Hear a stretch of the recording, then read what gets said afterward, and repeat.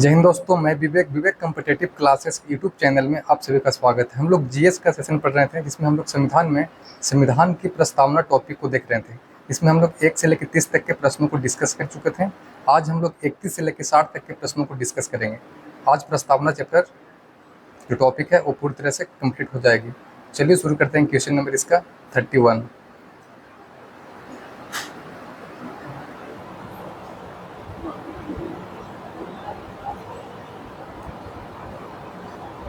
Question number 31 बोल रहा है, भारत की संप्रभुता, एकता तथा अखंडता को अक्षुण्ण बनाए रखने तथा उसकी रक्षा करने का प्रावधान किया गया है।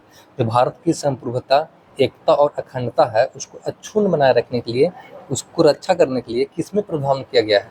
किस चीज़ में प्रावधान किया गया है? तो वो प्रावधान किया गया है भारत की प्रस्तावना में। ऑप्शन नंबर इसका ए सही हो जाएगा।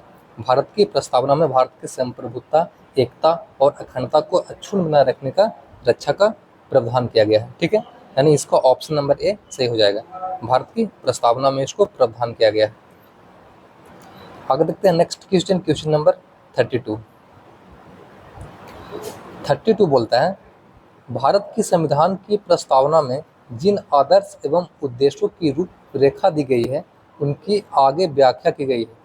मूल अधिकारों के अध्याय में राज्य के नीति निर्देशक सिद्धांतों एवं मूल कर्तव्य, मूल अधिकार, राज्य की नीति निर्देशक सिद्धांत एवं मूल कर्तव्य संविधान के पाठ में कहीं नहीं। देखिए, जो भारतीय संविधान की प्रस्तावना में जिन आदर्शों और उद्देश्यों का जो रूपरेखा दिया गया है, वो भारत के मूल अधिकार, राज्य के नीति निर्देशक तत्व एवं मूल कर्तव्यों में दिया गया है। यानी ऑप्शन नंबर इसका सी करेक्ट हो जाएगा।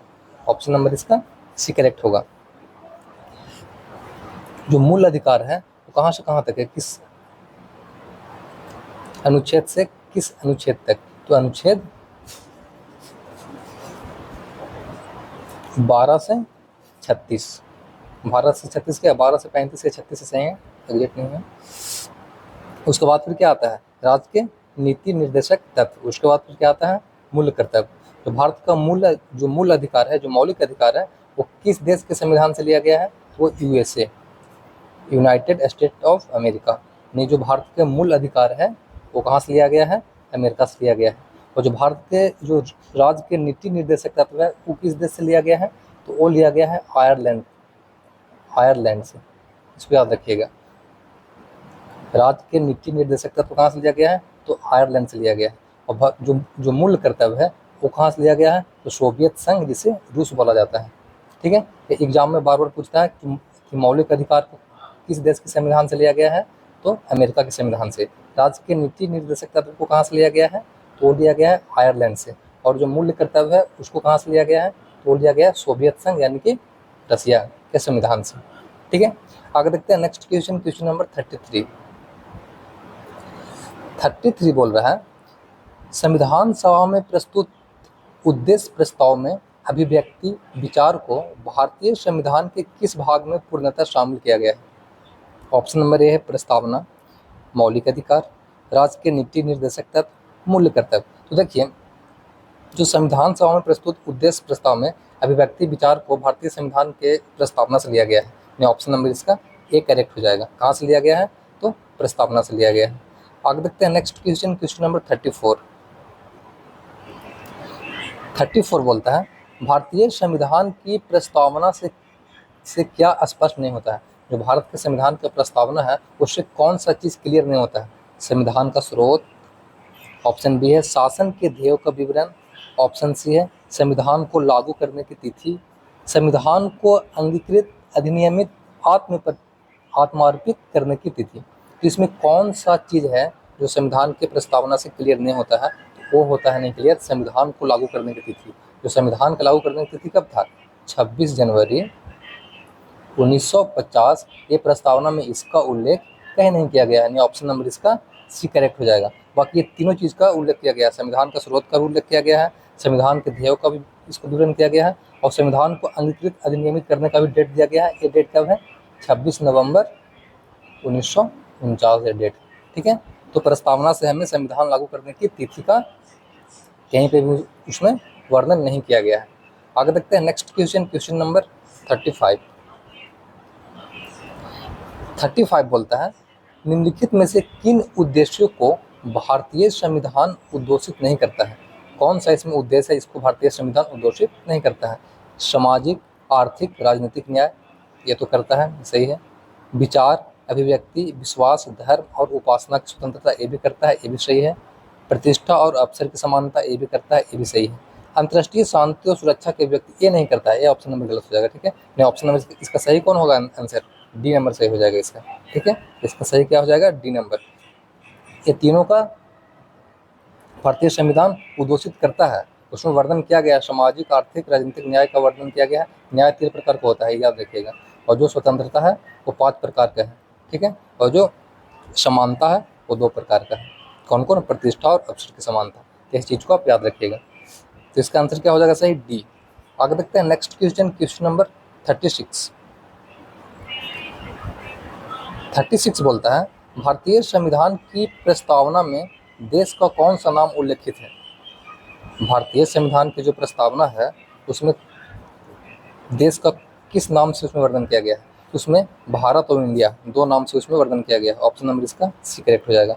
भारत बोला गया है, भारत और इंडिया 2 नाम को उसमें वर्णन है, भारत और इंडिया, ठीक है। आगे देखते हैं next question, question number 37। Question number 37 बोलता है, भारतीय संविधान किसके द्वारा स्वीकृत है? जो भारत के जो संविधान है वो किसके द्वारा एक्सेप्टेबल है? तो वह है भारत के जनता के द्वारा। ऑप्शन नंबर इसका डी करेक्ट हो जाएगा। भारत के जनता के द्वारा भारत का संविधान स्वीकृत है। आगे देखते हैं नेक्स्ट क्वेश्चन, क्वेश्चन नंबर 38। 38 बोलता है, भारत की संप्रभुता किसमें निहित है? जो भारत की संप्रभुता है वो किसमें निहित है? तो वो भी भारत की जनता में निहित है। ऑप्शन नंबर इसका डी है। यहाँ के जो भारत की जनता है उसको सर्वोपरि माना गया है। आगे देखते हैं नेक्स्ट क्वेश्चन, क्वेश्चन नंबर 39। 39 बोलता है, भारतीय संविधान को संविधान सभा द्वारा अंगीकृत किया गया था। जो भारतीय संविधान है उसको संविधान सभा के द्वारा कब अंगीकृत किया गया था? मतलब किस दिन पूरा वो बनकर रेडी हो चुका था? तो 26 नवंबर 1949। ऑप्शन नंबर इसका ए करेक्ट हो जाएगा। 26 नवंबर 1949 को ये अंगीकृत किया गया। इस टाइम पे टोटल संविधान सभा में कितने सदस्य थे? तो टोटल 284 सदस्य थे उस टाइम, सदस्य का हस्ताक्षर था, ठीक है। तो इस चीज़ को भी आप याद रखिएगा। जब संविधान सभा को अंगीकृत किया गया था 26 नवंबर 1949 को, उस टाइम संविधान सभा में टोटल कितने सदस्य थे? तो थे 284, ठीक है। आगे देखते हैं नेक्स्ट क्वेश्चन, क्वेश्चन नंबर 40। 40 बोलता है, भारत का संविधान पूर्ण रूप से तैयार हुआ। जो भारत का संविधान था वो पूर्ण रूप से कब तैयार हो गया था? तो 26 नवंबर 1949। ऑप्शन नंबर इसका बी करेक्ट हो जाएगा। 26 नवंबर 1949 को संविधान पूर्ण रूप से तैयार हो गया था, बट लागू कब हुआ था? 26 जनवरी 1950 को, ठीक है। आगे देखते हैं नेक्स्ट क्वेश्चन, क्वेश्चन नंबर 41। 41 बोलता है, भारतीय संविधान कब अंगीकार किया गया? अंगीकार अधिनियमित वही कब किया गया था? 26 नवंबर 1949। ऑप्शन नंबर इसका सी करेक्ट होगा। 26 नवंबर 1949 को संविधान को अंगीकार किया गया था। आगे देखते हैं नेक्स्ट क्वेश्चन, क्वेश्चन नंबर 42। 42 बोलता है, निम्नलिखित में से किस तिथि को भारतीय संविधान को लागू किया गया था? तो जो भारत का संविधान था वो कब लागू हुआ था? 26 जनवरी 1950 को। 26 जनवरी 1950 को संविधान को क्या किया गया था? लागू किया गया था, ठीक है। ऑप्शन नंबर इसका ये सही हो जाएगा। 26 जनवरी 1950 ईस्वी को भारत के संविधान को पूर्ण रूप से लागू कर दिया गया था। आगे देखते हैं नेक्स्ट क्वेश्चन, क्वेश्चन नंबर 43। 43 बोलता है, किस वर्ष भारत एक प्रभुत्व संपन्न प्रजातांत्रिक गणराज्य बना? तो 1950 ईस्वी में। जब संविधान लागू किया गया उस टाइम में 1950 ईस्वी में भारत क्या बना? एक प्रभुत्व संपन्न और प्रजातांत्रिक गणराज्य बना था 1950 ईस्वी में। आगे देखते हैं नेक्स्ट क्वेश्चन, क्वेश्चन नंबर 44। 44 बोलता है, संविधान की उद्देशिका में कितने बार संशोधन किया जा चुका है? जो संविधान का उद्देशिका को ही प्रस्तावना बोला जाता है, इसमें कितना बार टोटल अमेंडमेंट हुआ है? मतलब इसमें टोटल कितना बार संविधान में इसका संशोधन किया गया है? इसका संशोधन मात्र एक बार हुआ है, एक बार हुआ है। और वो भी कब हुआ था? तो 1976 में, जिसे 42वां संविधान कहा जाता है। 42वां संविधान संशोधन, कभी कभी ये भी प्रश्न पूछता है कि जब संविधान की प्रस्तावना में एक बार 42वां संविधान संशोधन हुआ था, उस टाइम इंडिया का पीएम कौन था? तो उस टाइम पीएम कौन था? इंदिरा गांधी।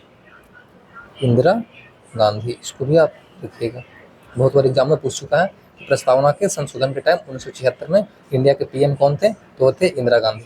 ठीक है, तो इसका ऑप्शन नंबर सी करेक्ट हो जाएगा। संविधान के प्रस्तावना में सिर्फ एक बार संशोधन हुआ है, जिसे मिनी संविधान संशोधन के नाम से जाना जाता है। आगे देखते हैं नेक्स्ट क्वेश्चन, क्वेश्चन नंबर 45। 45 बोल रहा है, भारत के संविधान की प्रस्तावना में प्रथम संशोधन कब हुआ था? तो संशोधन तो एक ही बार हुआ था, अब उसको प्रथम कहिए चाहे अंतिम कहिए, यानी ऑप्शन नंबर इसका सी करेक्ट हो जाएगा। 1976 ईस्वी में, 1976 ईस्वी में भारत के संविधान में सिर्फ एक बार संशोधन किया गया है। और उसमें क्या क्या उसमें जोड़ा गया था? तो समाजवादी, धर्मनिरपेक्ष और अखंडता, ये तीन चीज को उसमें ऐड किया गया था। समाजवादी, इसको भी आप याद रखिएगा, समाजवादी, धर्मनिरपेक्ष और अखंडता, ये तीन चीज को उसमें ऐड किया गया था 1976 के 42वां संविधान संशोधन में।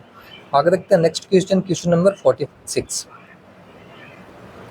46 बोलता है, संविधान की प्रस्तावना सभी भारतीय नागरिकों को निम्न में से कौन सा एक उपलब्ध कराने के लिए वायदा नहीं करती है? जो संविधान की प्रस्तावना है, इसमें सभी भारतीय नागरिकों को कौन सा चीज उपलब्ध कराने का वायदा नहीं करती है? सामाजिक न्याय बिल्कुल वायदा करती है, राजनीतिक न्याय ये भी वायदा करती है, विचार की स्वतंत्रता ये भी करती है, पूजा की समानता ये नहीं करती है। अब किसका पूजा करना चाहते हैं पूजा कर सकते हैं, इसमें पूजा में कोई भी भेदभाव नहीं है, इसका कहीं पे भी संविधान में जिक्र नहीं किया गया है। ठीक है, इसमें तीन प्रकार के जो न्याय है उसको जिक्र किया गया है, सामाजिक न्याय, राजनीतिक न्याय और सामाजिक न्याय, राजनीतिक और आर्थिक न्याय। ठीक है, आगे देखते हैं नेक्स्ट क्वेश्चन, क्वेश्चन नंबर 48। 48 बोलता है, भारतीय संविधान की उद्देशिका में परिवर्तन किस संशोधन अधिनियम में किया गया था? तो वही है 42वां संविधान संशोधन 1976 में प्रस्तावना में उसमें संशोधन किया गया था। आगे देखते हैं नेक्स्ट क्वेश्चन, क्वेश्चन नंबर 50। 50 बोलता है, भारतीय संविधान के किस संशोधन द्वारा प्रस्तावना में दो समाजवादी और धर्मनिरपेक्ष शब्द जोड़े गए थे? तो ये 42वां संविधान संशोधन 1976 में समाजवादी और धर्मनिरपेक्ष शब्द जोड़े गए थे। आगे देखते हैं नेक्स्ट क्वेश्चन, क्वेश्चन नंबर 53। 53 बोल रहा है, भारतीय संविधान कब लागू हुआ था? सिंपल सा क्वेश्चन है, भारतीय संविधान कब लागू किया गया था? 26 जनवरी 1950 ईस्वी को, ऑप्शन नंबर इसका एक करेक्ट हो जाएगा। आगे देखते हैं नेक्स्ट क्वेश्चन, क्वेश्चन नंबर 54। 54 बोलता है, भारतीय संविधान के किस भाग में स्पष्ट रूप से घोषणा की गई है कि भारत एक धर्मनिरपेक्ष राज्य है? बोल रहा है कि भारतीय संविधान के किस भाग में स्पष्ट रूप से घोषणा की गई है कि भारत एक धर्मनिरपेक्ष राज्य है? मौलिक अधिकार, संविधान की प्रस्तावना, राज्य के नीति निर्देशक सिद्धांत, संविधान की 9वीं अनुसूची। तो संविधान की जो प्रस्तावना है उसमें जोड़ा गया है कि भारत क्या है? एक धर्मनिरपेक्ष राज्य है। ऑप्शन नंबर इसका बी करेक्ट हो जाएगा संविधान की प्रस्तावना में। आगे देखते हैं नेक्स्ट क्वेश्चन, क्वेश्चन नंबर 55।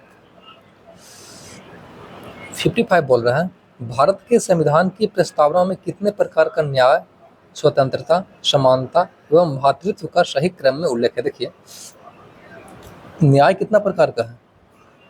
जो न्याय है वो 3 प्रकार का है, आर्थिक न्याय,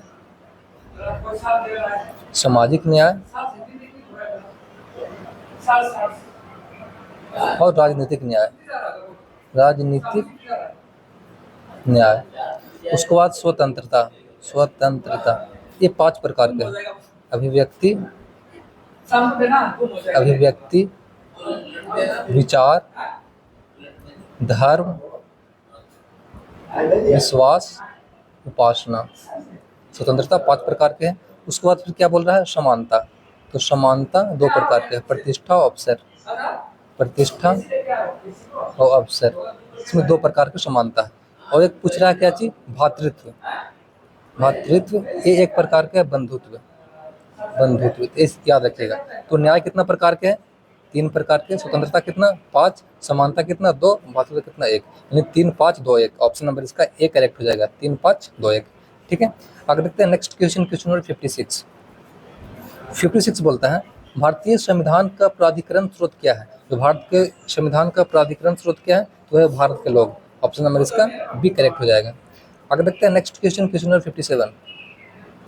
57 बोल रहा है संविधान की प्रस्तावना का विधिक स्वरूप क्या है? जो संविधान की प्रस्तावना है उसका विधिक स्वरूप क्या है? यह लागू नहीं किया जा सकता, यह लागू नहीं किया जा सकता, यह लागू किया जा सकता है, यह लागू नहीं किया जा सकता है, विशेष परिस्थितियों में लागू किया जा सकता है।